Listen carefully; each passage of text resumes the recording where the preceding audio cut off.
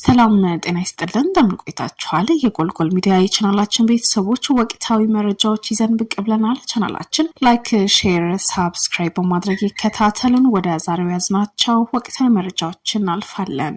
የሁቲ ቃል አቀባይ የሳውዲ አረቢያ አውሮፕላን ማረፊያ ላይ ጥቃት ማድረሳቸው አስታወቁ። የየመን ታጣቂዎች በደቡባዊ ሳውዲ አረቢያ የሚገኘው በናጅራን አውሮፕላን ማረፊያ ላይ የድሮን ጥቃት መፈጸማቸው ሲገልጹ የሁቲዎች ወታደራዊያን ቃል አቀባይ የሆኑት ያህያ ሳሪ በኤክስ ገጻቸው ላይ ጥቃቱን ኢላማ መምታቱን ይናገራሉ። የሳውዲ አረቢያ መንግስት እስካሁን ድረስ ሁቲዎች ፈጽመዋል ስላሉት ጥቃት ያሉት ነገር የለም። የሁቲ ቃል አቀባይ የሳውዲ ድሮኖች የየመን ግዛቶች በሆኑት ሳዳና ሀጃህ አየር ክልል ላይ ጥሰው በመግባታቸው የአጸፋ ምላሽ መስጠታቸው ተናግረዋል። ሳሪ ወደፊት የመንን አየር ክልል ጥሶ መገኘት ምላሽ ሳይሰጠውና ቅጣት ሳይቀበሉ የሚታለፍ ጉዳይ አይደለም ብለዋል። ከፍተኛ የሱዳን ጀነራል ተገደሉ። ሜጀር ጀነራል ማህዲ ጀባል ኑል ጨምሮ የሱዳን ወታደሮች በምዕራብ ዳርፉር ጥቃት ደርሶባቸዋል። የአረብ ሚዲያዎች ሰራዊት አቋሙን እንደቀየረ እየዘገቡ እንደሆኑና ይህ መጥፎ ዜና የሱዳን ፕሬዝዳንት ጋዳፊ ድንበሩን ለመያዝ ወታደሮች እየላኩ እንደሚገኙ የተሰማ መረጃ ነው። አሜሪካ ከኢራን ጋር ባደረገችው ጦርነት ሁለቱንም ለማለት በሚያስችል ደረጃ የሩቅ ርቀት አልሞ ተኳሽ ሚሳይሎች ተጠቅማ ጨርሳለች ተብሏል። አሜሪካ ከኢራን ጋር ባደረገችው የ9 ወራት ጦርነት ወቅት የአሜሪካ ጦር ከዓለም አቀፍ ክምቹ ከፍተኛው የሩቅ ርቀት አልሞ ተኳሽ ሚሳይሎች ተጠቅሞ የጨረሰ መሆኑን ይህንን የወደፊት የጦር ሰራዊቱ ዝግጁነት አደጋ ላይ ጥሏል ሲሉ መረጃው ያላቸው 3 ምንጮች ይገልጻሉ። እነዚህ ሚሳይሎች በዋናነት የአርሚ ታክቲካል ሚሳይል ሲስተም እንዲሁም ፕሬሲዥን ስትራይክ ሚሳይል በመባል የሚታወቁ የምድር ለምድር ተምዝጋዚ ወታደራዊ መሳሪያዎች ናቸው። ምንጮቹም እንደሚገልጹት አሜሪካ እነዚህ መሳሪያዎች ሁለቱንም ለማለት በሚያስችል ደረጃ ተጠቅማ ጨርሳለች። ሮይተርስ እንደዘገበው የአሜሪካ ጦርና የፕሬሲዥን ስትራይክ ሚሳይሎች ክምችት ምን ያህል እየተጠናቀቀ እንደሆነ ቀደም ሲል የወጣ መረጃ የለም። እያንዳንዳቸው ከ$1 ሚሊዮን በላይ ወጪ የሚጠይቁት የእነዚህ የሩቅ ርቀት አልሞ ተኳሽ የጦር መሳሪያዎች ከአስተማማኝ ርቀት ትክክለኛ ጥቃቶች ለማድረስ የሚያስችሉ ሲሆኑ የአሜሪካ ወታደራዊ ኃይል አስፈላጊ የጦር መሳሪያ አይነቶች ናቸው። እነዚሁ በአሜሪካ የሚቀርቡት ATACMS ሚሳይሎች በዩክሬን ጦርነት ውስጥ ከፍተኛ ሚና የተጫወቱ ሲሆኑ የዩክሬን ኃይሎች በሩሲያ ውስጥ ባሉ ኢላማዎች ላይ ጥቃት እንዲሰነዝሩ አስችሏቸዋል። ፕሬሲዥን ስትራይክ ሚሳይል ደግሞ አነስተኛ ርቀት ያላቸው ኤስ ሚሳይሎች ለመተካት የተዘጋጀ አዲስና ዘመናዊ ሚሳይል ነው። እነዚህ ሩቅ ርቀት አልሞ ተኳሽ ሚሳይሎች በከፍተኛ ደረጃ መሟጠጣቸው ፕሬዝዳንት ዶናልድ ትራምፕ ኢራን ላይ ከፍተኛ ጥቃት እንደገና እንደሚጀምሩ ከሆነ ይበልጥ አደገኛ በሆኑ አብራሪዎች በሚመሩ የቦምብ ድብደባዎች ላይ በብዛት እንደሚደገፉ ሲያስገድዷቸው ይችላል ሲል ዘገባው ማክለው ገልጿል። ሶማሊያ በአማራ ክልል በደረሰው የመሬት መንሸራተት አደጋ ለኢትዮጵያ ማጽናኛና ሀዘኗን ገልጻለች። የሶማሊያ ፌዴራላዊ ሪፐብሊክ መንግስት በአማራ ክልል በጣለው ከባድ ዝናብ ምክንያት በደረሰው የመሬት መንሸራተት አደጋ ለተጎዱ ወገኖች ለኢትዮጵያ ሕዝብና መንግስት የተሰማውን ትልቅ ሀዘን ገልጿል።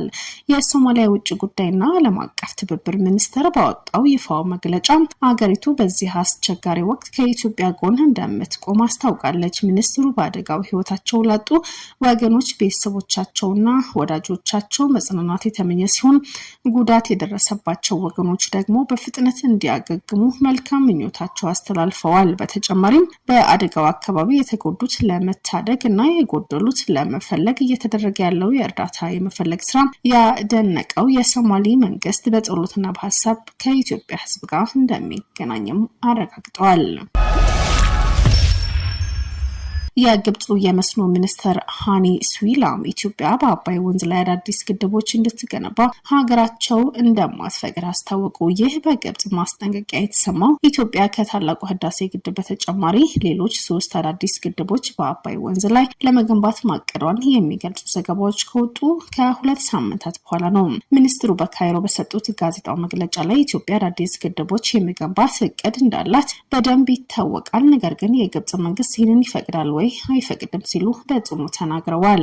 አክሎም የታችኛው ተፋሰስ ሀገራት የሆኑ ግብጽና ሱዳን የሚለቀቀውን የውሃ መጠንና ዓመታዊ የክንውን እቅዶች ማወቅ እንዲችሉ የህዳሴ ግድቡን የውሃ ሙሌትና ኦፕሬሽን መረጃ ለመለዋወጥ የሚያስችል ግልጽና ህጋዊ አስገዳጅነት ያለው ስምምነት እንዲኖር ግብጽ ደጋግማ ስትጠይቅ መቆየቷን አስገንዝበዋል።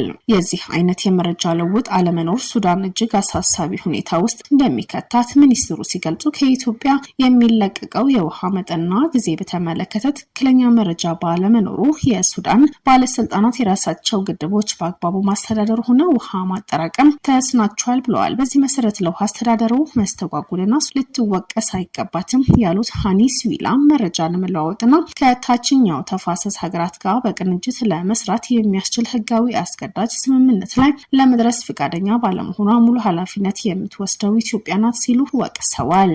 የግብጽ መንግስትም የሁለቱም ወገኖች ጥቅም የሚያስጠብቅና የጋራ ውሃ ሀብትን በማስተዳደር ሂደት ሊከሰቱ የሚችሉ አደጋዎች በሚቀንስ መልኩ መደበኛ የመረጃ ልውውጥ የሚያረጋግጥ ህጋዊ አስገዳጅ ያለው ስምምነት ላይ ለመድረስ አሁንም ቁርጠኛ መሆኑ ሚኒስትሩ ያረጋገጡ ሲሆኑ ለግብጽ ባለስልጣናት ንግግር ከኢትዮጵያ በኩል እስካሁን የተሰጠ ምላሽ የለም።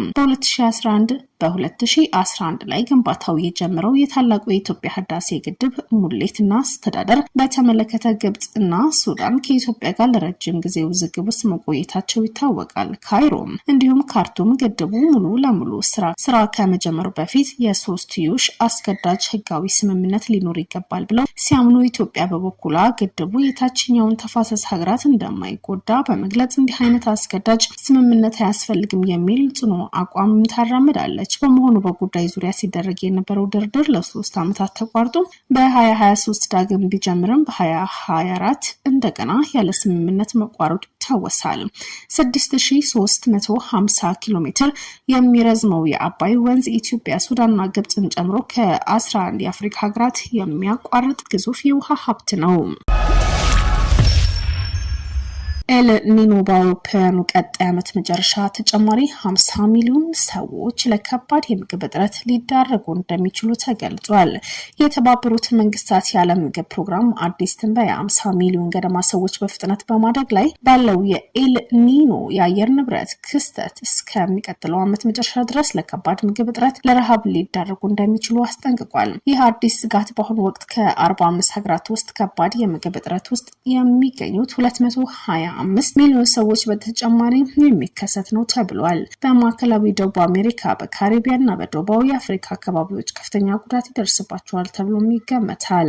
በተጨማሪም በደቡብና ደቡብ ምስራቅ የእስያ ሀገራት መደበኛ ያልሆነና አነስተኛ የዝናብ መጠን ስለሚኖር በግብርናው ዘርፍ ላይ ትልቅ እንቅፋት ይፈጥራል ተብሏል። ተቋሙ ግምቱን በሀገራት ከፋፍሎ ያስቀመጠ ሲሆን በደቡብ አፍሪካና ደቡብ አሜሪካና የካሪቢያን አንዳንዳቸው 12.2 ሚሊዮን፣ ኤስያና ፓሲፊክ 8.2 ሚሊዮን፣ ምዕራብና ማዕከላዊ አፍሪካ 6 ሚሊዮን እንዲሁም በምስራቅ አፍሪካ 5.9 ሚሊዮን ተጨማሪ ሰዎች ጉዳት እንደሚያካቱ ከተመዘገቡት ሁሉ በጣም ጠንካራ የሆኑ ሱፐር ኤል ኒኖ ሊሆን እንደሚችል ባለሙያዎች ያስጠነቀቁ ሲሆኑ ይህም ከዓለም አቀፍ የሙቀት መጨመርና ተዳምሮ በየዓመቱ የሙቀት መጠን ከፍተኛ ደረጃ ላይ ሊደርስ እንደሚችልም ተንብየዋል። የዓለም ምግብ ፕሮግራም የቅድመ ዝግጅት እርምጃዎች እየሰራ መሆኑ ሲገልጹ የቅድመ ማስጠንቀቂያ ስርዓቶች እንዲሁም የቅድመ መከላከል እርዳታዎች በመጠቀም የጉዳቱን መጠን ለመቀነስ $80 ሚሊዮን በጀት መመደቡን አስታውቋል። በተለይ በደቡባዊ አፍሪካ ክፍል ዋናው የሰብል ማደጊያ